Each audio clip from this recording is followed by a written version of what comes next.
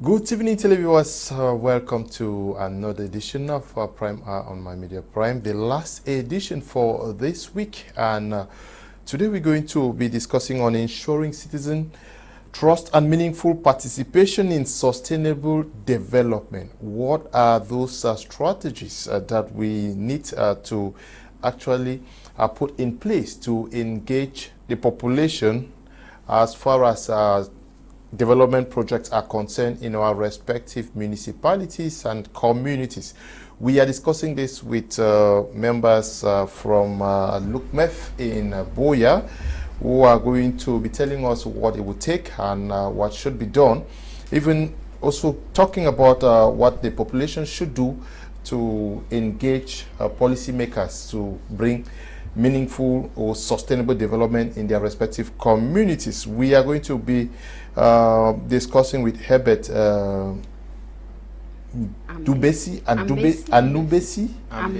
Ambesi, okay. Herbert Ambesi, who is the founder of Touching Lives International. It's you? Yes, Mr. Liu. Good evening and welcome. Thank you, Mr. Liu. It's a pleasure to be here once again. Touching Lives International is an NGO? Yes, it's an NGO. Working where? Boya? Boya. Okay. We also in the company of Valerie Tamukong, who is the founder Reach One, Teach One. Good evening and welcome. Thank you very much. Yes. Reach One, Teach One. What is that? It's an NGO too.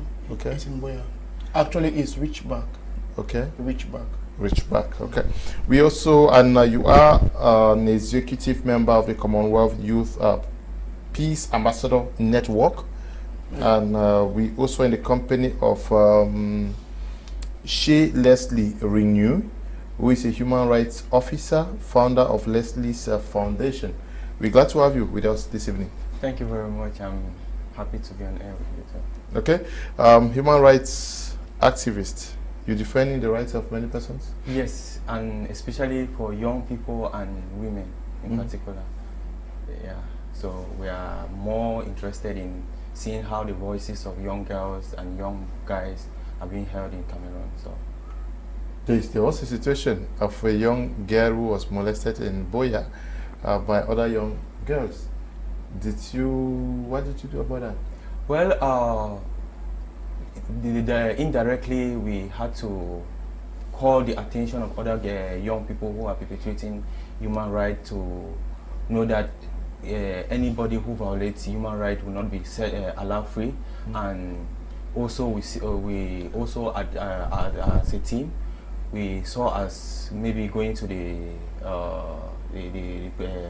hospital to visit her to make sure she's in good health. But the situation of young girls is also not so good in Moliko, where most guys malhandle them. We get these stories where many girls are beaten, they are dragged, they are molested, violated by some guys because maybe they have money. And are you working on that also? Yes. What we are doing right now is seeing that we educate the community, because we've realized many young people are not aware of their human right.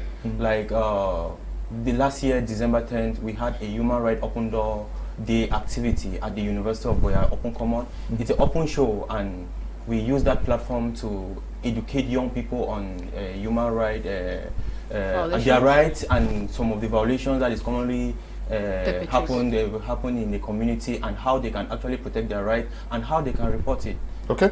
We also in the company of Yinda and Mira, who is a communication focal point for LUCMEF. Good evening and welcome. Thank you. All delight to be here once more. Okay.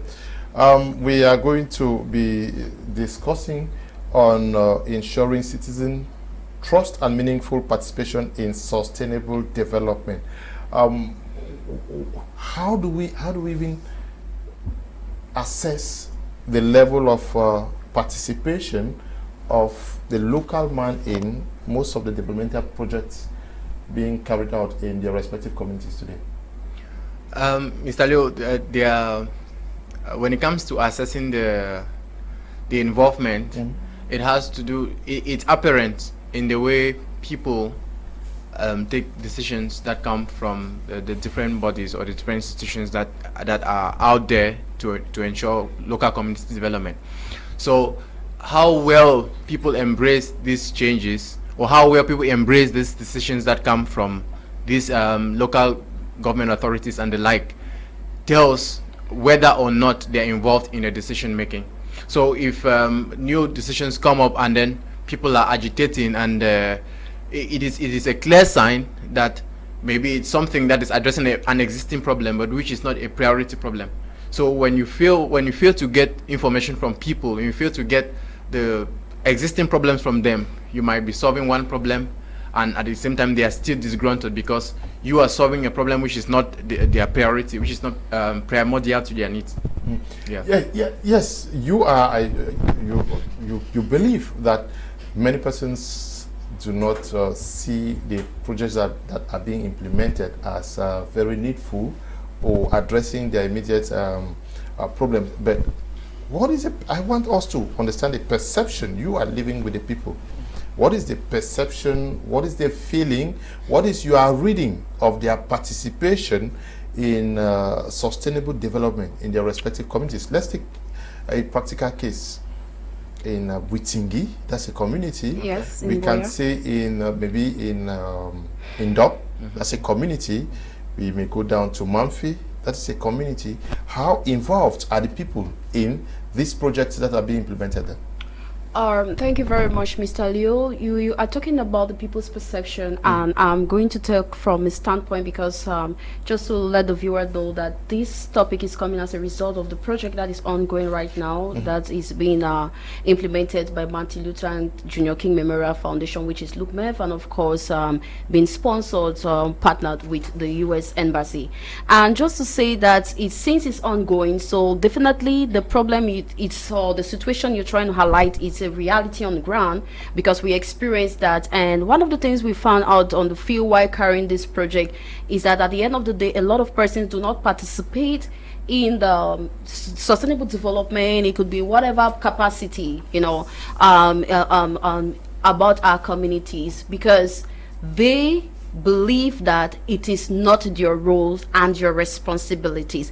And that is why this project comes to highlight that we as citizens do have our rights and we do have our responsibilities. So the project is telling us that we citizens do have a leadership to play in terms of budget transparency, in terms of local governance. So at the end of the day, for one maximum development around us in our region, in the country, then we definitely need to participate. So we are saying that at the basis of this project, it is a participatory approach that the project is struggling to seek. So like you hear something like making budget work for every citizen. It doesn't matter who you are. If you're paying tax, or we had established before that we pay tax directly or indirectly, so somewhat it is your thing. So you need to make it work for everyone. You need to know where it is. So the first thing is the people, yes, are not involved in sustainable development. It could be whatever that we'll be finding out in the course of the program of the project, but one thing is for sure, be sure that they do not have that understanding. I highlight that they do not have that understanding that it is their own right, it is their own responsibility. So within the confines of this project, we are struggling to tell them that it is your right, it is your responsibility. You have something to do. We can make this budget work for everybody. We can use this medium as a means to improve your trust, to improve your own participation in developmental aspect, because you are one of the developmental actors. When we talk about stakeholders, it is not just about the government, it's not just about civil society organizations or maybe other bodies. It is about you and I as well, coming together to make things work. When it comes to ensuring that our budgets are free and fair, there is accountability. It's all of us, our responsibility, ensuring that physical transparency is there, budget accountability is there, and all of that. So I'm bringing you findings, not just ISA, it's what we have been doing. So because in the confines of this project, we've been working with Kumba, Tombel, Kumba 1, 2, 3, and City Council, and of course with Tombel. So these are the things. We just realized that the general problem is just the ignorance of the people. Well, not the burden all of it or drop all on them. There could be other reasons that some few person want to give their trust some persons who want to actually participate, at the end of the day, they do not actually maybe get the free share or the free space or whatever. It's not as expected at the end of the day. So, you know, there are a lot of things, but I believe that we'll find out within the course of the program. Yes. You want to connect? Yeah. Okay. You want to add to what she said? Yeah, something a bit. Let's be honest, if people do not participate in the development or in sustainable development in local communities, one is because maybe they're fed up about the system, the governance. And they forget to understand that the governance is them. Because most people are ignorant about why they should vote. And they think that if maybe their voices are not heard at the level of the presidential elections, then their voices cannot be heard at the level of local governance elections, such as the municipal elections and the parliamentary elections. Young people have to sit up, vote during municipal elections, vote their councillors, because it's when they vote their councillors that the councillors now they sit and then they vote their mayors. If they do not have representatives in the council that represents their interest, then how then do they think that this so-called representative will be representing their interest? So if they want that, if they are complaining as they keep complaining, and we are complaining that the system is not helping us, okay, fine, let's get involved in elections. At the level 2 of parliamentary elections, young people need to know that they participate in electing their parliament in the parliament. And if they do not vote their representative to represent them in the parliament, the laws that will be enacted in the parliament may not necessarily favor them, they may favor whoever or the system that is put in place. I do believe that the law is a backbone of each community, and the parliament has to be treated very sacred, and people who go to the parliament should represent the people, or the representative should be the true representative of the people. So young people have to register for elections and they have to vote. And by so doing, they'll be promoting accountability and transparency at the local level and also in other institutions. And secondly, young people also have to be trustworthy, because there are several opportunities where they come and they give to young people, but the young people, they misuse it. And when you misuse it, you start to be an example where they can sit and say, okay, fine, we give opportunity to young people, and they misuse it. It means that they are not ready. So, but if young people, they can become trustworthy and be good examples and participate in ensuring that there is good, the sustainable development in the community, then things work out well. Things work out well. Now, are we also not inspired to join in this because of the leadership character that we find in maybe some of our municipal administrators, administrative guys out there, because we want to ensure that citizens have trust and participate in the development of their communities? How do you get them to do this? How do you ensure that this happens when leadership to some may be doubtful? Okay, I think one of the reasons why you see citizens shy away from participating in local development or sustainable development process is because they are not informed.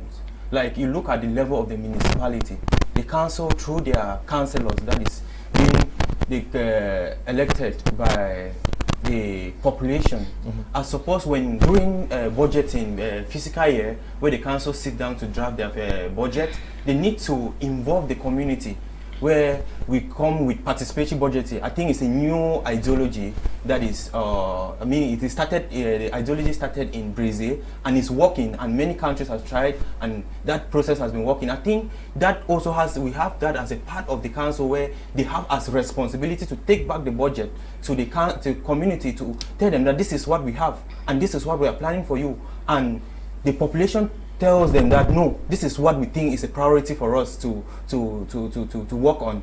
And when that is missing, you realize that the population shy away from participatory getting involved in sustainable development processes in their community. That happened more in Cameroon. We can see it at the level of Boya and other communities that were involved in. A lot of people are not informed. If you maybe go on the street to ask what is the budget of the council this year, what are their priorities, people will not be able to. What you're saying is an observation that she shared already, and I'm sure him, but leadership at the level of the municipality, at the level of maybe the region, is it inspiring enough for persons to galvanize, to want to be part of the development effort?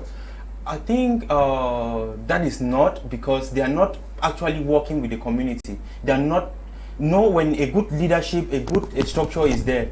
They work with the community by informing them, getting them involved at the, every process. You know, leadership is participatory. Good leadership that want to see a sustainable, the community want to see that their projects are sustainable. They work with the community. So they are not inspiring, because an inspired leader influence the community, influence the followers to see that they support them throughout their process. But that is not the case. Just yes, Mr. Liu, I would like us to look at it from another angle. Okay.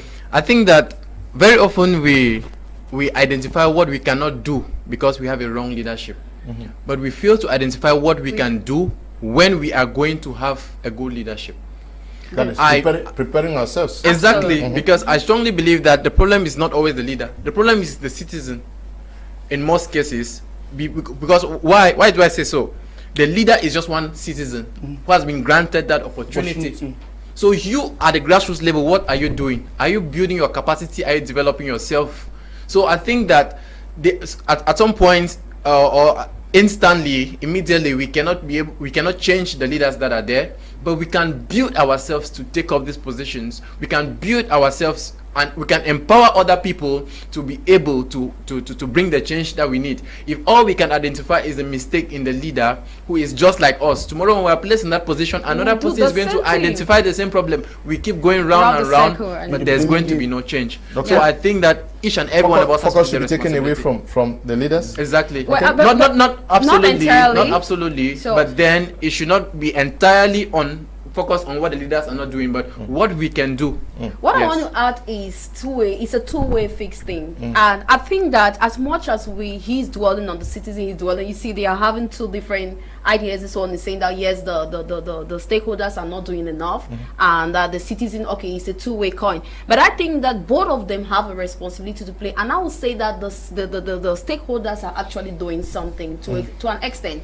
We wouldn't have been here dressed like this if they did not make policies and regulations that actually gave the bed of projects like this. Remember, this project also has to do with municipal budgets and it's working with councils. So if that is something that they are giving, mean that they also want this thing to work. They also want citizen trust and meaningful participation. They also want good governance to also flow. It might not be 100% effective, because definitely when we talk about change, it is not something that we will see all at the goal. It takes some steps, and it takes some it takes some exercise, it takes some time. So it's not something that is a long-term process. So just the fact that they have been able to, I've just used this example, I like to be practical. Just the fact that we are here, we are representing, wearing t-shirt, representing two organizations or two people who have come together to ensure that we educate the public and ensure that we work on behind the scene, on the other hand, with also the councils. And that means that both of them are trying to, the councils or the stakeholders that we want to hold them accountable,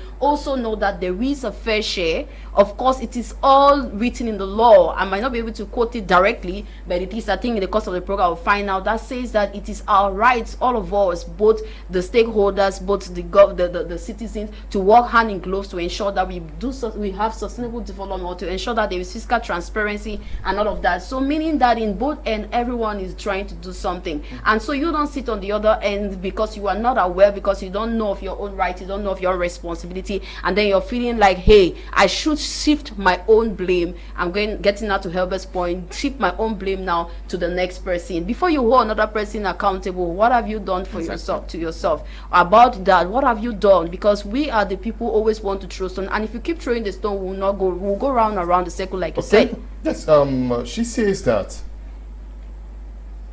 the municipal and administrative authorities. It's true. Efforts are being made. We see seminars, workshops. Thank you. Being organized to get people. But why is that mix not working?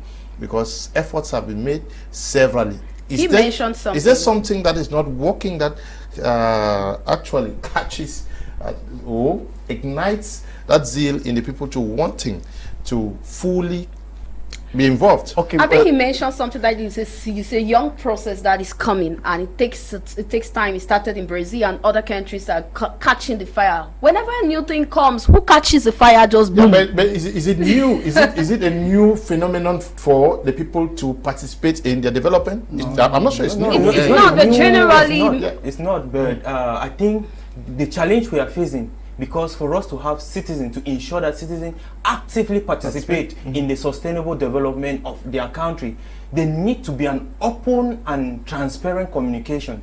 That is not happening. That's why we're having problem. Because if there is an open and a transparent communication, and the people understand where the state is running to, where they want to be, the population will fully support. But when that open communication is not there, that transparent communication is not there, there is a problem. That's where there's an issue of communication. Yeah, but it should be. Yeah. Just to since you asked, you evoked the question of leadership. I do believe that these leaders, they didn't just appear from the sky. They did not come from heaven, and From they did not heaven. descend from heaven. Yes. Yeah. So they started from maybe secondary schools, and they grew up, trained in secondary schools, later on became who they are. So we are saying that it is very important that if you want to get the population participating in sustainable development, you have to start grooming them from grassroots. If leadership is the problem, if leadership, accountability and transparency is a problem, you start grooming future leaders from maybe primary schools and secondary schools. You groom them in a culture where they know, they understand how the state functions, how things operate, how governance should be, and they grow in that area. In schools too, they have what is called the student government. You could use that as a platform to groom them meaningfully, so that when they leave secondary schools and they get themselves involved in higher positions, not only in the municipal areas but in other institutions as the leader, The culture the culture continues. But if someone does not have the culture, you put the person somewhere in an opportunity, the person will abuse the opportunity because the person lacks the qualities of a good leader. But if the person has been groomed in good leadership from grassroots, the person will definitely exhibit good leadership and have good results. Yeah, Mr. Liu, what I would add to what he has said is that it is one thing for us to adopt policies and another thing to implement. That's why sometimes you can see they will say, okay, at the municipal level, they are doing capacity building, capacity development on how people can get engaged in sustainable development. If the processes are not open, if it's just written down that, okay, citizens can participate, but the implementation of those things is not open. Even those who are coming up with random initiatives and saying, okay, let's solve the problem of water and sanitation, let's solve this problem, let's solve that problem, it becomes difficult. They cannot operate. So I think that one of the things that is slowing everything is that we are very fast to adopt and say, okay, we are doing this to ensure that many more citizens participate. But when it comes to the implementation, everything is slow. Implementation and sustainability. I think one of the challenges that we are having, that we are failing to understand, is that training, building is part of building a sustainable development process. Because once the younger generation that we are talking about is trained, they are aware, they are empowered, we are ensuring a better future. That's sustainable development. But if we want that they should realize themselves and empower themselves to be that better leaders, we are failing. The state needs to understand that, okay, we want a better Cameroon tomorrow, we want a better Boya tomorrow, we want a better Douala tomorrow, we want a better Kumba tomorrow. We should invest by empowering those young people. Those are the processes. We should not be pulling it on the community. They have to empower the community for the community to be able to support the process, because they are the vision bearers. They understand where as leaders No, projects are being implemented in every community. Yeah. And from what I gather here, those are things you've gathered from the field. The population is not totally involved, is not participating as we would have wanted them to do? Is it also because of the visions of those who are implementing? That is, these visions don't give the population good reasons to wanting to identify with this. That is where these projects are emanating from. Decision at the level of conception, where the people actually consulted to decide on what should be implemented, because if it is their problem, they should run with it. That's a very important question, Mr. Leo. I think on our way, I was telling this team that one of the things that many young founders of organizations fail to understand is that it's not just about the passion to start an initiative. You have to get the empowerment that is going to equip you to carry out the change. Yeah. That's why we have out there. We have so many organizations, but if you want to measure the impact that results from these organizations, you'll be shocked to know that it's a very low percentage. You want to look at the percentage of success in terms of the impact that is being created. It's because people are passionate, but they are not informed on how to pursue this change. So at the end of the day, you have organizations existing at the grassroots, but these organizations are still not grassroots organizations because they have not been informed about the existing problem from the people. They just assume that, okay, in this particular community, children are not going to school, so I think they need materials for back to school. They go and organize a back to school donation. Whereas that is not the root cause of the problem. Maybe the problem could be that many fathers, mothers are not empowered, and so they take their children for economic activities. Which means to be able to get children to school in that community, you are not going to give them back to school materials, but you're going to empower the parents so that they can have the means to send their children to school. So I think from my experience, there are so many organizations where they have a very strong vision, very, very strong, but then number one, the leaders are not empowered. Number two, they are not informed of what is happening, and it's obvious since they don't have the empowerment to be able to extract all of these problems and follow a synchronized process to solving the problems. It becomes difficult for people to get integrated. The people get engaged, but before you know it, they are falling out of the organization. Mr. Leo, if I got you clearly, you asked about the leaders, like maybe those in charge in the communities. No, he mentioned project, and that's why I have an issue with project, because there is no project that comes, especially a project that comes out big as this one, for example, that is really being funded and then is been going through all of these processes without having a problem statement. Who comes up with a project and spends so much money without knowing why they are carrying that project? So the obvious thing is, before a project as this one, for an example, comes up, meaning that they have actually gone into the communities, do the findings, the feasibility studies have been carried out, we've identified that these are the issues. That is what that's what ought to happen. Yes, but is that what is happening? Exactly what let's say it happens in this. It happened in this project, but not in all. Yes, there are so many organizations out there that they don't even know about how you address this. If you say, excuse me, if you say each project that is being implemented, all of them, they went through the process. Issues. Yes, to address issues. Are we the community we live in? Does it reflect a community where problems were appropriately identified and solutions are provided? I'll say yes, and I'll say yes. Okay. Why will I say yes? Because, like I keep mentioning this thing, change is it takes time. When problems are being identified in the communities, the first thing is that, do the people even understand that, some set of the people, do they really even understand that that is a problem? Because let's take a typical case. Since we're talking about this citizen trust, we're talking about meaningful participation. I'd really have mentioned that, do people even understand that it is your right and your responsibilities? But now, how do they express it? How do they express it? Because one way or the other, we are participating. So the topic meaningful really makes good sense, because we are participating. When you sit back and you condemn, when you sit back and say, all my taxes, where are they going to? When you see that they are doing X, Y, Z, I'm just see this thing is happening there. When you complained, instead you are actually participating, but in the wrong way.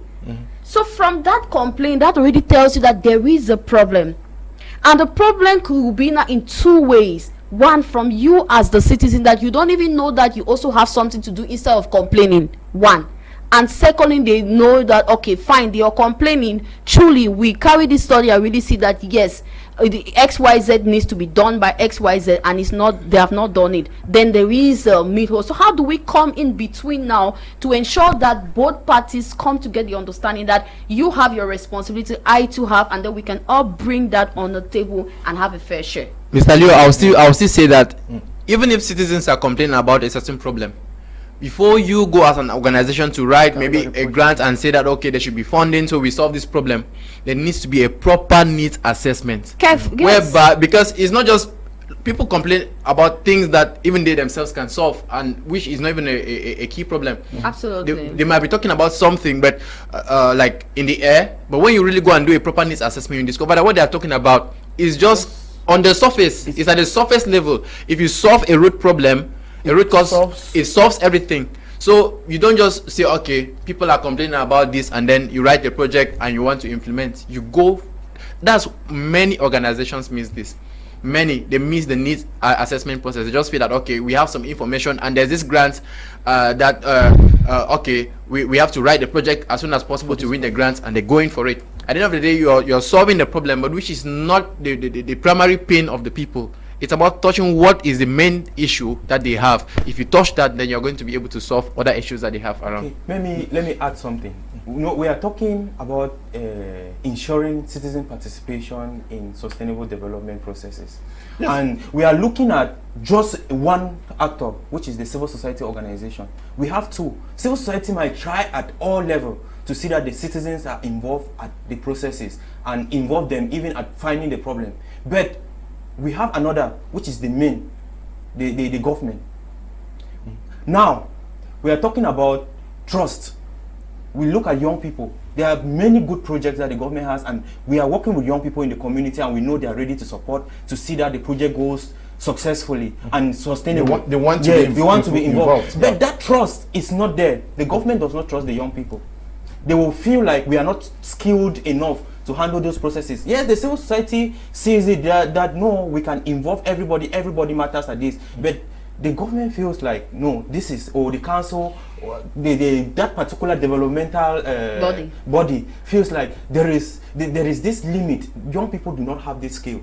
And that's why we are here to create that awareness, to ensure, to let the government, every actor involved in seeing that the development of Cameroon goes through and sustainable, to know that we have young people who has the skill. You can trust them with project and they will handle well. Me myself, I can handle project. I'm a young person and I'm running an organization. Herbert is here, Valerie is there, and we have our sister there. Those are young. We are young people that we are actually showing that example. You go and check us on social media, check our project. You will see that we are doing it. So we need that trust. We need that trust. We want trust. We want participation. Is there transparency in most of the projects that are being implemented in our communities? Is there accountability that is that should inspire, encourage more persons to wanting to push all the projects that are being implemented? Yeah, there is a part of project implementation which is evaluation. So there is transparency and there's accountability, but the point is to who?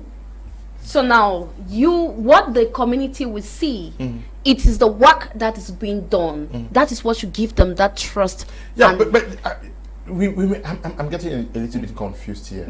I'm not talking, when I talk about transparency, I'm not talking about the work that is done by NGOs. I'm talking about the jobs or the projects that are being implemented by our municipal authorities. Yes, that is what I'm talking. So it's not fake. It's fake. Yes, because we are talking about sustainable development.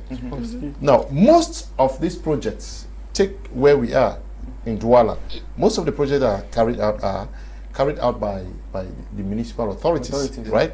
Say Douala 1, 2, 3, 4, 5, 6. And the municipalities would want the population to adhere, take the respective projects like theirs. But let's talk about transparency. Where you guys live, who renders accounts on the projects to who? Like, let me come in. You realize that transparency and open communication, like I said, is not there. Because, for instance, let's take the Boya Central Market. that was all along supposed to be there. And the project is halfway done, and nobody knows what happened and what is to be happened. So you realize that that communication and that transparency is not there. You realize there are projects that community themselves can own it and do it. That is, yes. If they know that this is what is lacking, the funds that were made available for this, this is how they were used. Exactly. They can mobilize and say, I'm from Northwest region, from Donga Mountain. I want to bring a project, a community project that we handled. And there was a non-governmental organization that came, then presented the budget that we know there's water crisis here. And this is what we have. But we need the community to help us to see that we ensure there is water in this community. And they built up a team. There was a community chairperson that was in charge of that project. And every month, they mobilize finance, and today, the water catchment has been developed and is distributed to other communities. And because the NGO came and did not just struggle with what they had by ensuring that there is water, but they involved the community, and now the project is going. I remember just last year, we had to contribute, some of us that left from the community, because another organization came and wanted to extend. We contributed our own because we already had that ownership of the project, and we contributed and we gave. But we don't see that. We don't see that. We have projects like that in Boya. We have projects like that in so many communities around us in the Southwest and even here. But that ownership is not there. Yes, that ownership is not there. Okay, Mr. Leo, please, you invoked a very important point, which was the vision bearer in community projects handled by municipal leaders and other leaders in the community, mostly with the government. Please, you and I, let's be very frank. If you are a representative, it means that you represent millions or thousands of people where you are, where those people are 2 million, they cannot enter the office. So you as a person will enter the office. So whatever thing you are doing it for the interest of the people.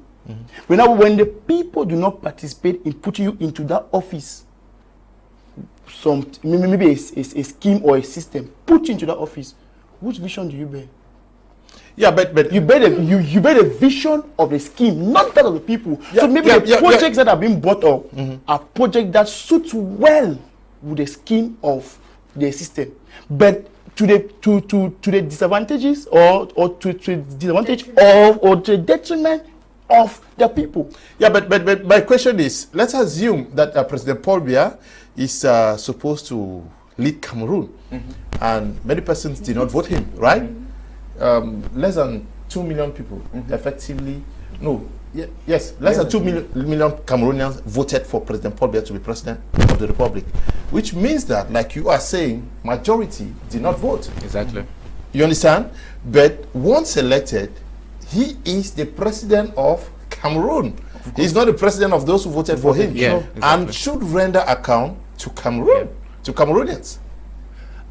Isn't it? Yes. Mr. Leo, you see, he has to render, because he is no longer the president of the scheme or the party that put him in power. If you are elected mayor today in Kumba or in any city, you are the mayor of everybody once elected. Of course. Yes. Of That's course. how it ought to be. That is. But is it what it is? But we are discussing about what ought to be. I think the key, one of the key challenges we have is that the communication channels are not clear. Exactly. As a citizen living in Boya, if I want to ask a question about a project that was, Lesley mentioned the project that was implemented, if I want to ask for an account, who do I go to? Exactly. I don't even know. So I think that the government has to do something to strengthen the communication channels that its institutions have from the top right to the bottom. But do you know that you have the right to go there and ask? That's what we're talking about. That is exactly what this project is all about. Yes, people you should do be have interested, and they should be aware. You have the right to go there and ask. But the people out there don't know, and that's why we are here. That's why we're here. Yes. So we want to. What we've done actually is good. We've established a real picture of how we have been seeing it, or how the citizens have been seeing it, and the way it's supposed to be seen. You know that if you don't expose someone's right to them, you've deprived them. That is, you have to communicate it. You don't assume that, okay, they are just supposed to know. Yeah, there are lots of citizens. They are concerned. Excuse me. Yes, Mr. No, we are manning institutions in Cameroon. Yeah. Yep. Say you are the governor, you are the senior divisional officer, you are the divisional officer, you are the mayor, even to the level of municipal councillors, because municipal councillors are taken from the respective Communities. communities. Yeah. Now, what stops you from going to the radio, because you cannot talk to, you cannot gather everybody, and say that, okay, this 100 days that I have been in power, or this 100 days that I have been as municipal councillor, this is what I have done. This is what resources we have, and we intend to, after 3 months, what stops us from doing this? I'm going to say something from a very practical perspective. Sorry to cut you short. There's this project we're working on, and the project was actually to go to the communities and do need assessment. Now we went to this part to the communities, and it shows that we had to call the chiefs from, started from the chiefs, then to the councillors, then the quarter heads. And we believe that the quarter heads are representing each household, or they're representing each family. So somewhat everybody is already informed, because we want to talk about it. It will be really difficult to gather everyone and put. But now when you want to have this talk, you want to get to the need. What is that exact thing that you need? Kumbawan, what do you need? Tombe, what do you need?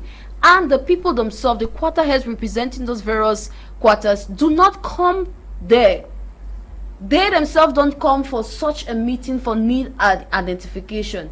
How do you start solving an issue? But is that not where the problem is? Because the essence of this topic is, how do we get them to be involved? Yes. How do we get these chiefs, how do we get everybody to be able to run once they hear that there is a project, because they have confidence in, that is confidence building. Maybe they are not coming because they don't even trust what they're coming to. Exactly, Mr. Leo. That's the point. How do we get this trust? So when they are passive about being engaged, you don't just go ahead and assume. You first of all solve the problem of apathy. You don't just sit and say, okay, they are not coming, so let's go ahead with our solution. But I was getting there. Okay. I'm trying to bring a practical situation and struggle to bring out the solution that emanated from it. So yes, we went to several communities, so they didn't come. We had to now stop, like you said, to find out why they were not coming. And most of them gave the same thing that we are struggling to solve now, that they do not have trust in the system. Because yes, we are not the people carrying the project. At the end of the day, we are bringing their needs and taking the needs that have been identified to our various municipalities. Because truly, if we did not see that there was an issue between the two, so we are coming as mediators, because we realize that trust has been broken. And I think this program today is coming as a mediation, because we understand that trust and that meaningful participation have been broken. So someone needs to come. So in that process, when they were explaining their plight, we were explaining that yes, it is, but remember, it is for your own good, whatever it is at the end of the day. Okay, now that a mediator has come, just though it is not any other person that has come that you don't trust the person, try to trust the mediator. We will not give you a 100% guarantee. We'll say, okay, we will stand in between to see that we take this your need, but at least even if it gets to 10% today, and tomorrow it gets to the next 20%, and tomorrow to 50%, just tiny of it, start bringing back your trust into it, so that we are not refusing the fact that citizens have lost their trust, or they don't want to participate in sustainable development endeavors. We are not disputing that. But something must be done. Yes, and something has to be done. Just to add to what she has said, and to the question you asked, you know, if the representatives do not come, maybe if they cannot gather everybody and they cannot organize a conference or town hall meetings. But town hall meetings are holding. The last one we held in Boya, we attended. Okay, so if they cannot organize, as you say, or if they don't send out the information, it's because they don't feel the pressure of the people. That's the point. They don't feel they don't feel the pressure of the people, and whether they do it or they don't do it, the people cannot do them anything, because the people do not empower them. Exactly. If the people empower them, they will have pressure, because they have a term of office. once he expires, people will not vote them again. And that comes to what I mentioned earlier, that the problem is not the person occupying the position. It's the people down there. When you are passive as a citizen, you are not going to be active when you get there. Yes. But if you're interested in pressuring the leaders who are there to do something, when you get there, you're going to be aware that my people are waiting on me. Yes. And you're going to do whatever What it is takes needed to meet their needs. And also, people have to actively participate in electing them into office. And also, the NGOs, LUMEF, and other NGOs that are involved in putting this pressure or acting like whistleblowers and mediators between the people and these representatives is working. Okay. And I believe that with integrity and credibility that the people trust, and also the representative trust the organizations, They're going to get involved more and more. So I think that mediation aspect of it is making it's it working. beautiful. There's steady progress. Yeah, I think the problems are all there. The information is not. But now we are looking at how there to make sure that the citizen has that meaningful participation. Yeah. The first thing is to empower them. And the second thing is to inform them. And the third thing is to get them involved. Once they are not. And those, as you've mentioned, those are processes, right? Yes. Great. Yes. So which process are we right now? And informing them. And one of the things that we do is that we don't use, for instance, I want to carry out a project in Munya, and I'm taking somebody from Boyatan that is not versed with the language of Munya people, and the person is going to pass an information, and it's a new face in that community. You realize that the community They're going to withdraw from it. Yeah. But if we use the community members, we have the municipal councillors. I will bet you that I know few municipal councillors, maybe because I'm involved in civic like projects and other things. But how many people of that in that community do know there are people representing them in the we should take those responsibilities. So we should take those the quarter heads. We should take those responsibilities. So no, I'm asking the questions here. So the municipal council has as responsibility to make sure that they hold the councillors. It should be mandated and implemented. To go back enforced to their community, because after fiscal year, after they have their budgeting, they are expecting that the council hall meeting should not hold a Boya council, because not every person will have the opportunity to be at the Boya council. The whole Boya cannot gather at Boya council. You understand? But we are expecting that a town hall meeting should be at Moliko, another one happening at Bitingi, another one happening in Boyatan, Bukwango, and the population are informed. When those things, if you ensure those things, we have a meaningful participation in sustainable development. Let me just add, Mr. Leo, that the pressure should not only come from the people. It should also come from the authorities mandating these persons, these representatives of the people, to communicate to them, because there's sometimes there's only an extent to which the citizens can pressure. If they are not, if their capacity is not built enough to be able to sustain that pressure, it's going to last only for a while. But if it's mandated, and then maybe the mayor says, okay, you have to report at this point in time, every month you must do a radio campaign, you must do this, you must do that, it's going to be more effective. And then the challenge we have, we mix politics with development. Politics and development are two different ways. Yep. And you realize that in the process of electing people that will represent us, will be as a voice to us, we don't see them. We see the person standing as a parliamentarian, the person standing as a mayor. We don't see the councillors to question their competence. Yes, but if you have to make policies, it goes through political parties.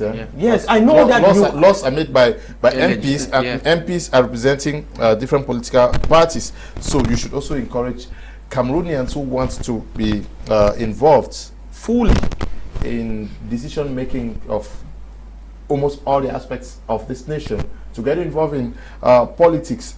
Now, we want to build trust. The population wants to be seen as participating in sustainable development in their quarters, in their villages, in their municipalities, and in their regions at the level of the nation.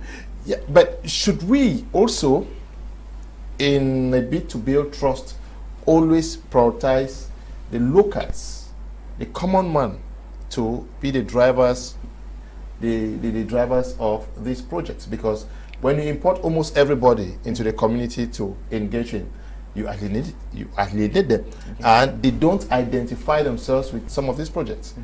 For example, if you were to carry out 10 projects around Kumba, and all the contractors, all of the persons working in key projects are imported from out of Kumba, how do you expect the people of Kumba to fully endorse what you do? So I think the locals should be at the center of a sustainable project, developmental project. For instance, you look at the challenge in Boya, you look at the roads. When the new roads that they were actually tarring, you realize the faces I was seeing, I did not see any face that I know around. They were all imported. But the authorities in charge of that project could make it this way. The company is coming, yes, they have their expertise, and they have other level, and they get that community that, okay, this community is fully going to be involved in this by recruiting. They will recruit laborers and others, and by so doing, you will realize that the community owns the project. And in Boya, you will see a community where maybe a stretch of road where the gutter is blocked by dirt. Nobody cares because they did not get they were not involved. They were not involved at the level of implementing that project. So, if we want to make sure that to see that our projects are sustainable, let the locals be involved at all levels. They can be involved at all levels in the sense that if you are making policies, you go back for censoring, you get community dialogues, you get sessions with them to know their minds, so that when you are setting up policies, it should be something that they will buy. If you are implementing a project, you should see that a local in that community is at the center. There are times you just need to take one man that he might not even have the strength to do the work, and you just tell him that he's the security in charge of this, and you're paying him, and he will make sure that other people will involve in that project because they see their man in it. So if we remove the community completely from sustainable development process or implementing projects in our community, the future, I doubt the project. Yeah. To add to it, to what Lesley has said, it's always best for external parties, maybe the government, civil society organizations, to play an animative role, which means that you accompany the community in identifying the problem, you accompany them in suggesting the solutions, you build their capacity, and then you accompany them in implementing the project. That's why today, okay, you see maybe an organization comes and solves the problem of maybe they put trash cans everywhere, but then the people, they have not been empowered enough to realize the dangers to maybe their health, to the planet, with regards to how they dispose their waste. So you find trash cans everywhere in the community, but people still dispose waste carelessly. Everywhere there are heaps of dirt. It's because you came, you saw a problem, you solved the problem, you did everything, but you do not involve the community. But the community should be involved at all phases, in all phases. And what you do as a government, what you do as a civil society organization is an animative role. You're simply showing them you're giving them guidance, and they are doing the actual implementation. Okay. Yes, you're smiling. It appears you are not too. Not really. Yeah. He said you think that the local man should be sidelined? Of course not. The local man is at the center of everything development.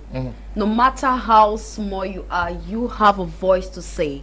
And I'm saying that if we're talking about local development and we have to bring other actors, there should be actors that they do have the expertise that the locals in that community do not. I second everything that they have said, do not have that expertise. But like they said, I don't want to repeat the process again, but just say that we go more practical. If these issues or these needs have been identified in the various communities, that means that the quarter heads have done their job.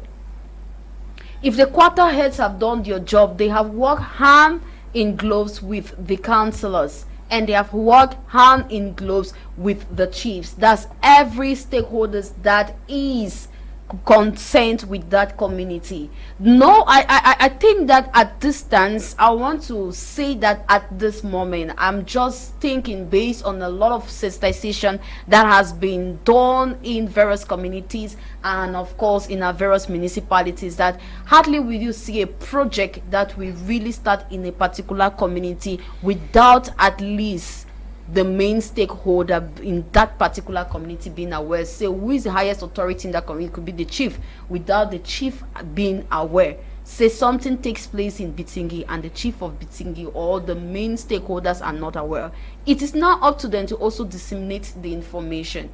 And vis-a-vis, if they also come to ask, definitely whosoever wants to do a project or identify, or let's say the municipality, your municipal council want to actually carry a project, they will not move to each household to find out that what is the problem here, what is the problem here. Perhaps let's keep away civil society organizations who might go there to also accompany them. Let's keep that away. Where would they come? They'll ask the highest authority in that particular community, and if it doesn't speak what is right or for the people, whatever information he gives, that's what they will also bring back.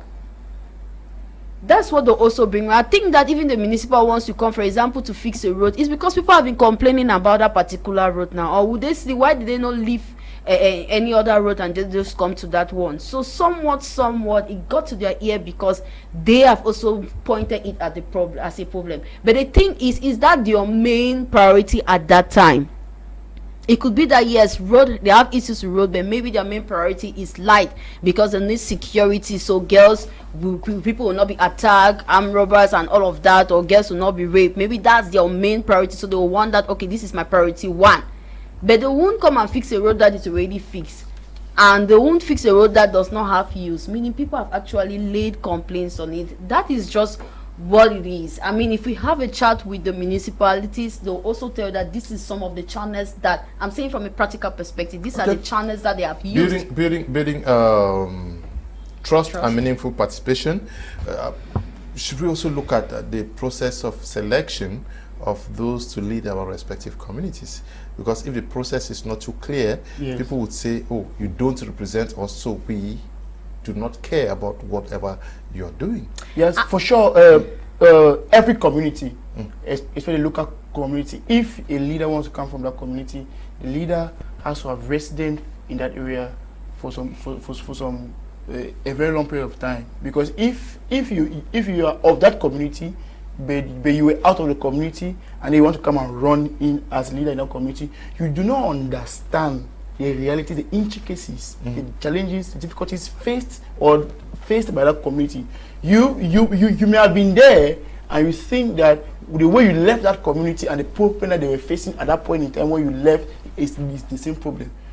Meanwhile, they are facing the problem might have evolved or it might have been resolved, and they are facing new problems. So whoever wants to be selected as a leader of that community must have been in that community for a significant or reasonable amount of time. For example, even in other communities like your church or your group, if a new member just come into the group, he or she cannot take the helm of leadership in that group because that person doesn't understand the culture of that community. So leaders that want to be selected to run for these local communities leadership have to have been there and understand the culture and have participated before in ensuring that there have been some sustainable development in that community before they can entrust them in actually leading that community at those highest. Yeah, let me just add that there's also an extent to which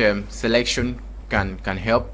Because how about communities where leadership is hereditary? Maybe let's not only look at maybe those who are elected into office.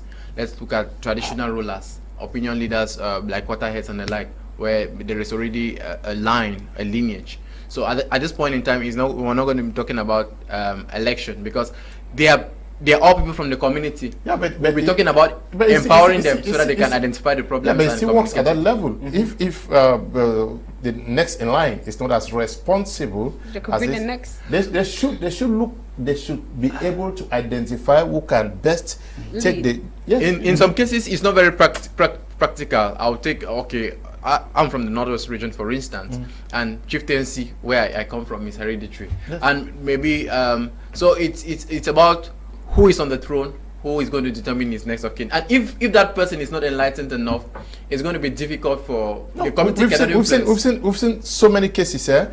Take the case of the newly crowned of Mankon. The father takes time to look at the sons and knows who can best work in the interest of the people. I understand. And I also understand this may happen in other communities. Yeah. You as a king who is going will likely not just decide on anybody. Yeah. But So now the even question at is, that level, there is a selection process. If as the traditional ruler, that's what I'm saying, that if as the traditional ruler, you yourself have not identified that there's a way you have to extract communist problems and approach solving it, it will be even with your next of kin, it will be difficult. So in some cases, like some unique cases where it's really not about selection again, the selection process has already been stated and it's already clear that this is going to be the next.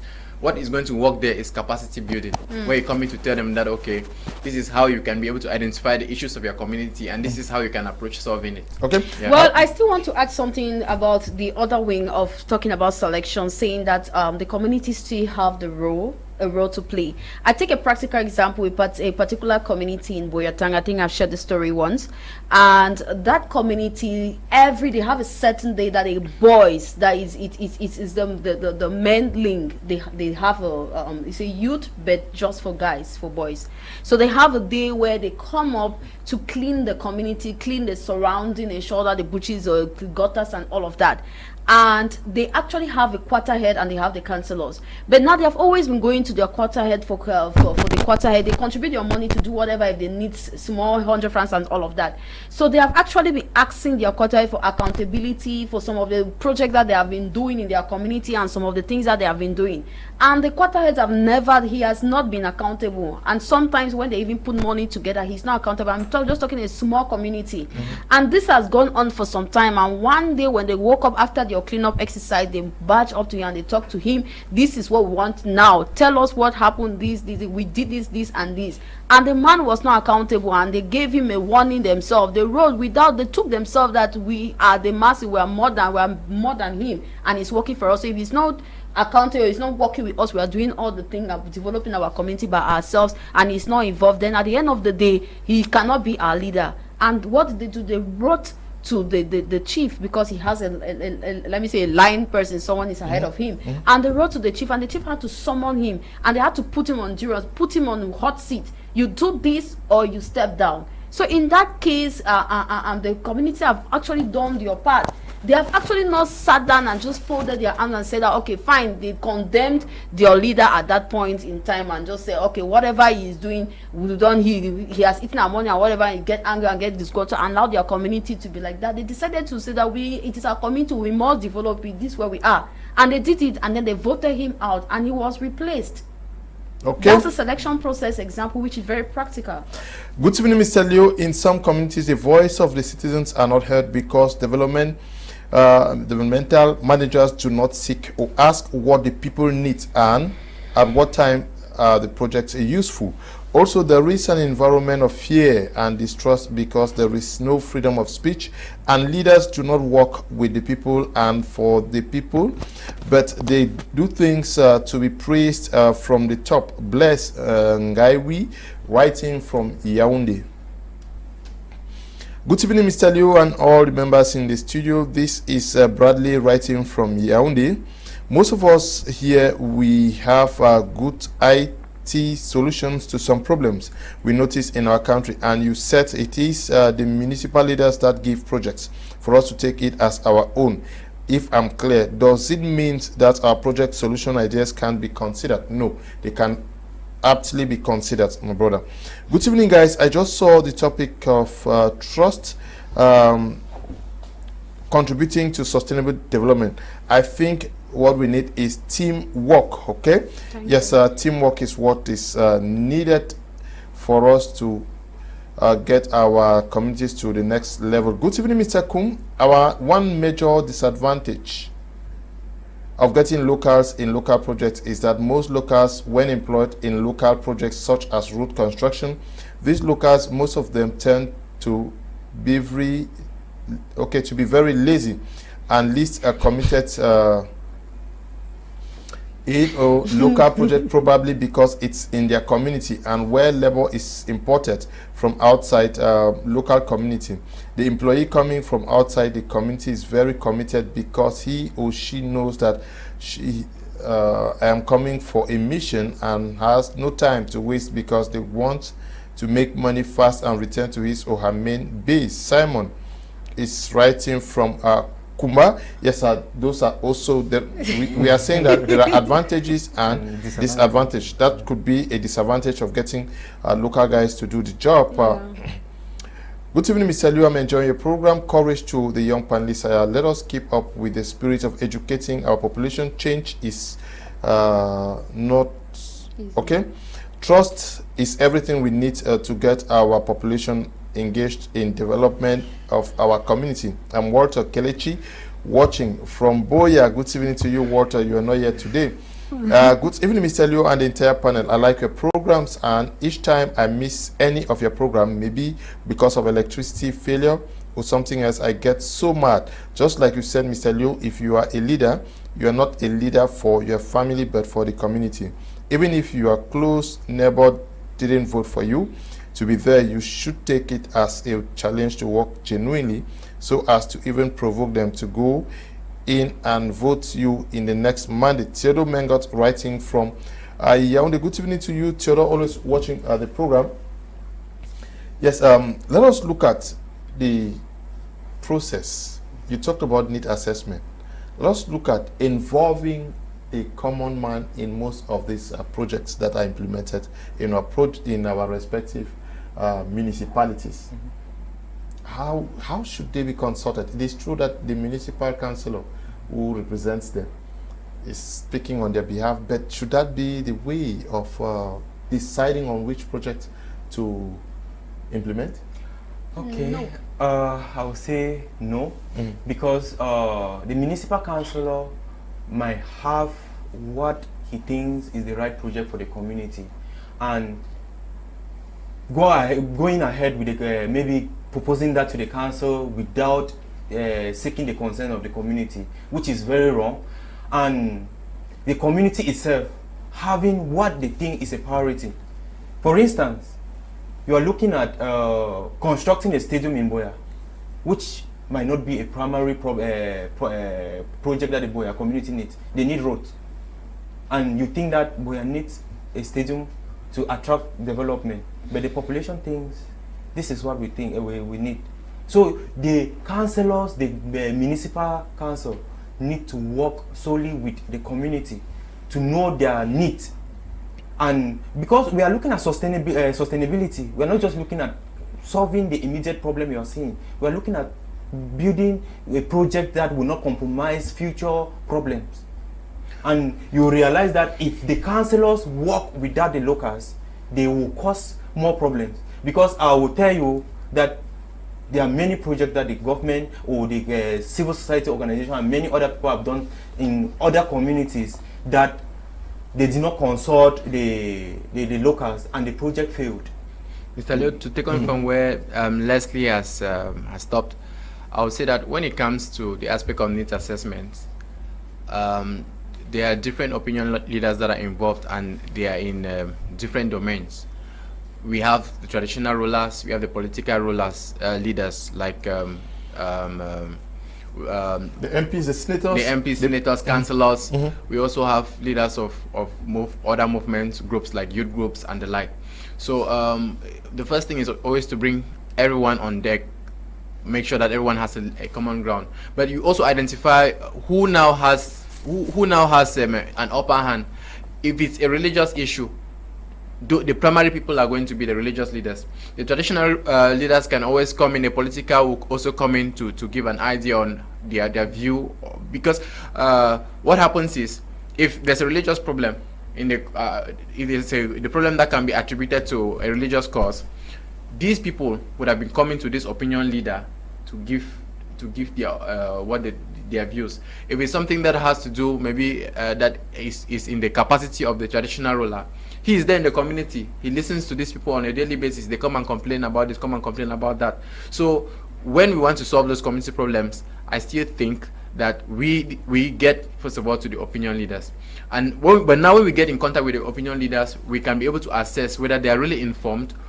If they are not informed on what is existing, we now empower them and we tell them how they can get their people to us as the organization, so that we can get the facts from them. Okay, so now, we have to just to add to him, if each municipality has councillors, and these councillors, they represent their communities, and these councillors are supposed to best understand the stakeholders in their communities. Exactly. Now, if a municipality wants to run a project or projects that will affect everyone in that in that municipality, then their councillors should be delegated to go back to their community, sort out resourceful stakeholders. Exactly. They have meetings and they come up with projects that they think could be of interest for that community.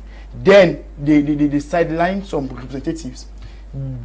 Others also go to their various communities, and then they set a day where all of these representatives from the different communities, they come out to a town hall, then they sit. Exactly. And collectively they are okay, based on what on your findings and their findings, we think that based on these findings, these projects should be done first, because maybe if we do this project first, it will automatically solve these other problems. And okay, fine, then they agree. Now when they agree, these other stakeholders that came from different communities will go back to those communities now and go, okay, fine, these were the projects we proposed, but we came unanimously, we agreed that these projects should be done, because if these are done, these other ones will be solved. But so do you realize that the entire community will be involved in that project? Now, I think from a very practical perspective, having a discussion with councillors and a quarter head, and the question was very direct: how do you get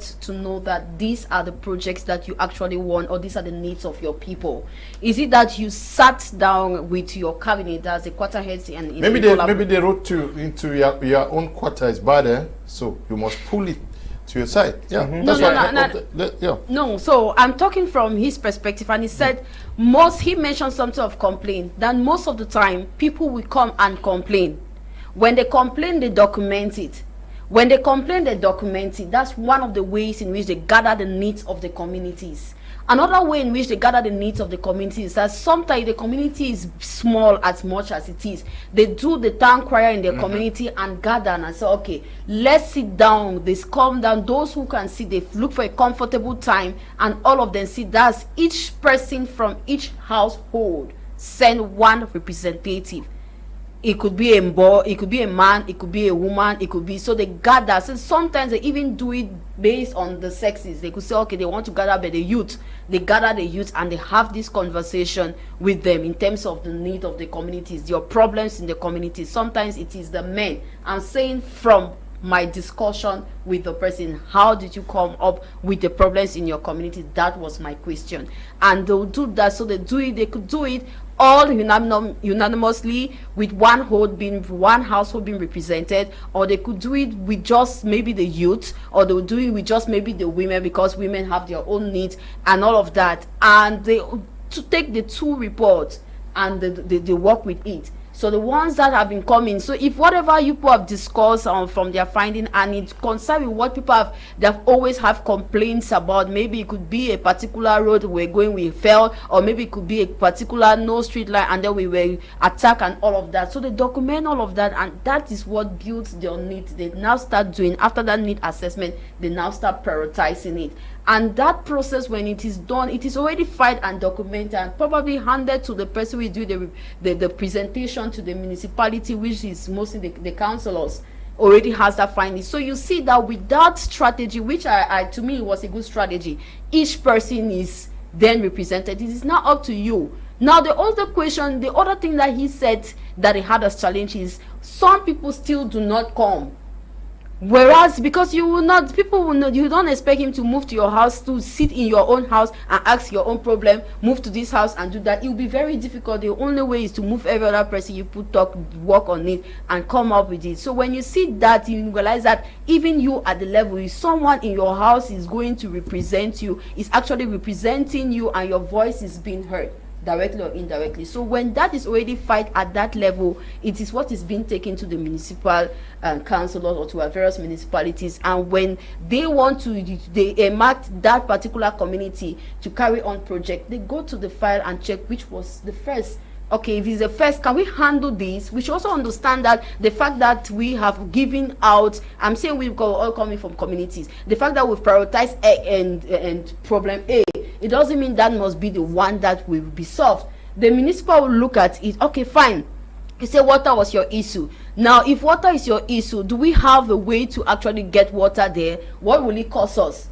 Is it in line with the budget that we have that allocated for that community or for generally, you know, because they will also consider other communities. So sometimes they will realize that, okay, your problem, your need was A. We cannot do A because we don't have the fund enough, so they can push it to the next. Not mean it is never been, according to the conversation again with the municipalities, that they never leave any need that have been raised by the communities or discarded because it is a people's problem. If they do not solve it immediately, it's because they do not maybe have the resources for it, or maybe it is something like, okay, people demand for a dump site for waste, for a waste. You need it in that community. The first question they will ask you, do you have a space for it? Maybe you ask for a school. Yes, it's a beautiful thing. Do you have a space where we can build a school? We are building a school, but we could not be on a space. We'll be in that community. So if you also don't have the resources, for example, like the space, where will they put? So that will be pushed. Yeah, that's very elaborate, in that, and I want to, this is a call to leaders out there that we need to move from the attitude of waiting for people to bring problems so we solve them, to the attitude of finding the pains and the needs of these persons. Yeah, because if we are interested in that, if leaders are interested, quarter heads and the like are interested in that, then they will be able to always have even the least person involved in their decision making. So I really think this is a call. We are making a call to action that leaders should stop just waiting and saying, okay, they should bring a problem to you. You should also be able to pressure the people and say, okay, what are you going through? What are the issues that you face in this neighborhood? There should be that mechanism where they can always give regular feedback, so that you as a leader, you can think creatively on how you can develop a project to solve those problems. Okay, let me take some messages and then we continue. Good evening, guys. Good evening, Mr. Leo and the entire panel. I like your programs, and each time I miss them, you are repeating this comment. I read it already. Good evening, Mr. Leo. I love your program. When youth are educating people like this, so I love it. You guys should keep on educating us. I'm called Elvis, writing from Limbe. Good evening, Mr. Leo. I'm enjoying your program. Courage to the young panelists. Let us keep up with the spirit. We are going to change things tomorrow. Good evening in the house. I must say that as a youth, I am proud of the discussions today, because we have youth like this in my country. Development is a process, and so has steps. It is now evident and should be clear that potential youths are the ones who head. If we cannot be given trust, we should at least be trusted when we accomplish little tasks several times. This is just is enough to account that there will be sustainable development if we are pushed forward by less obstruction and esteem to our efforts. When a solution wants to be implemented, it should do so at various targets at simultaneous periods for better impact and evaluation results. Mercy is writing from Yaoundé. Good evening, Mr. Liu. I'm the Valentine Chawanu from Bu Bakundu. Seriously, your programs are very impressive and very educative. I must confess to you that over 30 years now, my community in Bu Bakundu under Konye Council hasn't benefited even a bucket from the Konye Council. The mayor and his councillors are nowhere to be found now, but it will be surprising that they will arise from nowhere during the next municipal elections. Mr. Liu, kindly tell the mayor of Konye Council to see into the problems of the Mbu Bakundu people. Okay? Mr. Mayor, please. Konye Council. do something for your people. Good evening, Mr. Liu and your team. The nature of public participation varies depending on who takes the initiative of selecting and suggesting a policy agenda discussed during the public participation processes. In this regard, public participation can be broadly classified as either government-initiated or citizen-initiated participation. With respect to this public policy and administration, literature should include citizens as part of policy decision-making processes, which includes policy agenda setting, policy formation, policy implementation, and policy evaluation phases. Emmanuel is writing from Yaoundé. Good evening to you, Emmanuel. We have some time. Now, the laws governing local government ensure that communities participate in the local government decision-making process through various methods. Should our laws also, to some extent, be touched to make it compulsory? That is, not just the municipal councillors participating in some of these things, but getting many more hands. And why not making it mandatory for civil society organizations like yours to be part of this? It is. It is already. Mr. Lu, the problem is not touching the laws to be inclusive. The problem is implementing the laws. I think that's where we have the challenge. It's at the level of the implementation. Because it's one thing to say that there's transparency, there's good governance, there's freedom of speech, and another thing to implement it. Sometimes maybe the lack of transparency is coded in these laws so that, okay, international organizations, international bodies can see that there's freedom for people to question the government, to hold the government to account. But on the ground, this is not happening. So I think there needs to be enforcement at the level of implementation and not even at the level of legislation. Okay. Let me add something contrary to what he said. And I'm sorry that I'm being somehow against at times, but I think the law should be touched somehow, because you see there are some projects that civil society or individuals cannot touch. Like road project, you have individuals in the community that you see that roads are not good, and they are ready to give in, but we can also go out of the law, because that's what I'm saying, that they should be touched, so that in a developed, if you want sustainability, you want a developed country, you need to be flexible. We only hope after they are touched, they're implemented. The municipal council cannot do everything by themselves. They cannot do everything by themselves. And if they give that our rich uncles, to do some projects like that, without, some people does not trust the government. They don't trust the government, and they will not, because if you want to do a road, you have to give the money to the government to do it. There are some people that are not interested in politics, but they are ready to carry on developmental projects. That law they should touch the law, and also it should be well implemented. It should be well implemented at the end of the day. So if we touch and we don't implement, we make no difference. So So now, but should we also open up in the communication process if we need to build trust and wanting people to get more involved? There's one thing. If we open communication channels, what are the feedback mechanisms? Yeah, but that's the communication we're talking about. Because because most often people may write in reports, may send in complaints and the rest. What's the feedback? And if you do once, twice, you don't get any feedback, you get frustrated, and you may not want to do it again. Yeah, Mr. Liu. So opening up communication, please. I want us opening up communication means that it becomes a policy. Yeah, that's what I'm talking about.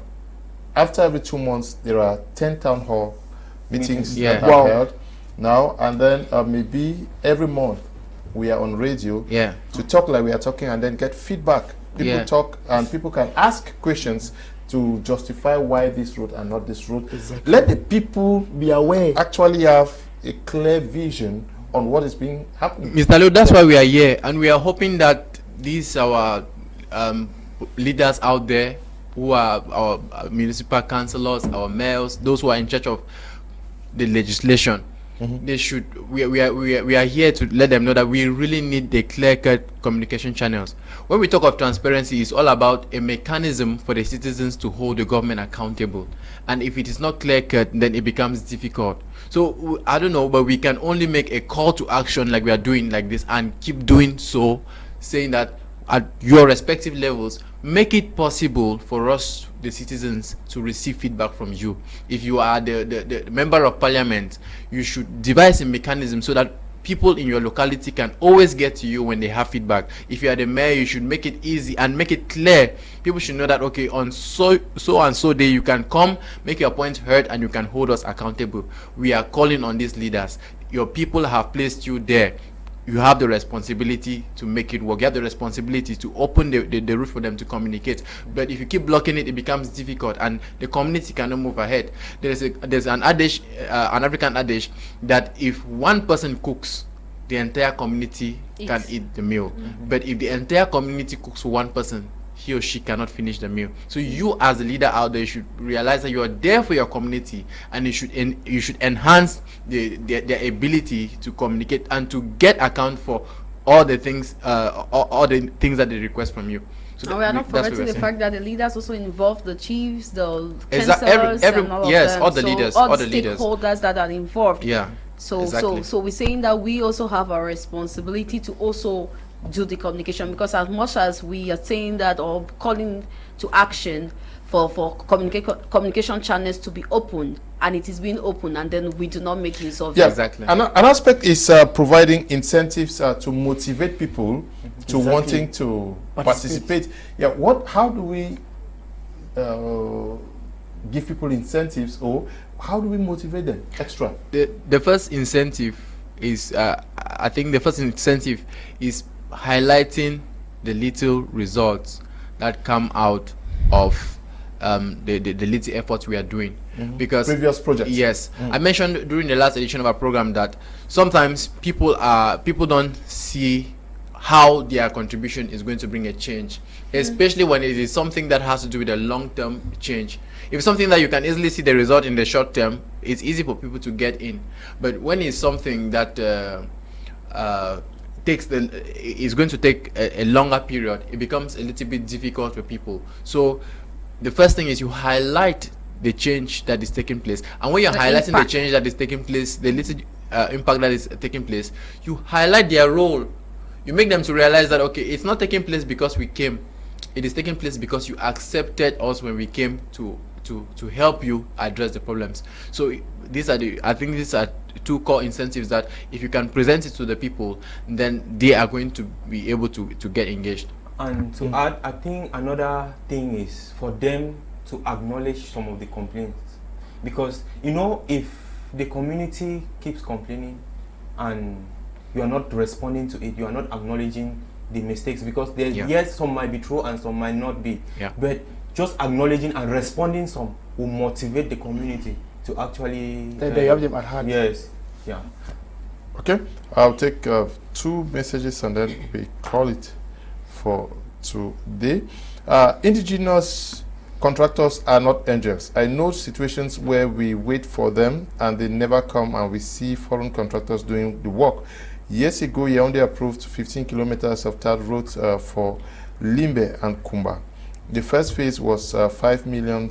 I don't know whether it was 5 million or 5 billion. Okay, 5 months, I'm sure. While a foreign contractor, Edo Kete, did the work 5 kilometers in Limbe, the Kumba people said it will be over their dead bodies that a foreign contractor will work in Kumba. Please find out how many kilometers were done in Kumba. The 5 kilometers done in Limbe are visible. Okay, good evening to you all. That is our problem. Our quarterheads don't call for progressive meetings, but waiting for crimes on the tables. Let us go and carry out a research on how NGOs, CIGs, and other talents can help in building this nation positively. Herbert is writing from Ndimbas. I don't know where Ndimbas is. One last word from each of us in the studio on how to get this social contract work for both parties, those who are in decision-making offices and the population, so that they can work together for the good of our respective communities? I'll start with you. Okay, I think open communication should be the prime concern of our public leaders, and the community should be receptive, and we should be ready to actually welcome the project that comes from our leaders, and we should not over complain, because most of the time when over complain or we over complain about the leaders, they are scared to come to us. So let's be open as well as they come to us. Okay, yes. Okay, for me, I'm always going for elections, participation. I encourage you guys out there, young people, participate in electing your representatives, be it at the municipal level, be it at the parliamentary level, or be it at the presidential level. Vote for your representatives, and also even be it at your local Jangi levels, your community Jangi level, subgroups, wherever you find yourself, where they have to elect a leader. Vote to make sure that your voice is heard, because if you don't vote, then you lost the right to complain. And finally, when you vote, you should ensure that good governance is the order of the day in your organization. Okay. Yeah. Yeah, thank you once again for the opportunity, Mr. Leo. My last word is going to be a response to the person who complained about local contractors. And we said in French that la confiance n'exclut pas le contrôle, which is to say that inclusiveness should not exclude due diligence. So in as much as we want to include people in at the local level, we should ensure that they have the capacity, and where they don't have the capacity, we empower them to be able to take on this project.